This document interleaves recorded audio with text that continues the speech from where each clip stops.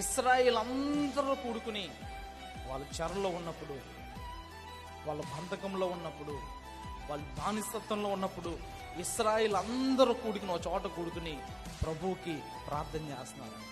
ప్రభువా, ఈ బానిసత్వం నుంచి నన్ను విడిపించవా, ఈ యొక్క ఐగుప్తు చెర నుంచి ప్రభువా మమ్మల్ని విడిపించవా అని సమాజంగా కూడుకుని ప్రార్థన చేస్తున్నారు. చేసిన ఆ ప్రార్థన బట్టి దేవుడు వాడి ప్రార్థన ఆలకించి, ఐగుప్తుని ఆ చెర నుండి దేవుడు విడిపించాడు. మనందరం ఊరుకునే ఇంటికాడ ఒక్కొక్కరు కూర్చుని చూస్తామని చేసుకోవచ్చు కదా ప్రార్థనలో. కాదు, సమాజంగా కూడుకోమని దేవుడే అంటున్నాడు. హల్లెలూయా. సమాజంగా కూడుకుని ప్రార్థన చేస్తే అది మేలు. మానక సమాజంగా కూడుకున్నప్పుడు దేవుడు నీ పక్షంగా కూడా మానక ప్రార్థన చేస్తాడు. నీ కీడు వచ్చినప్పుడు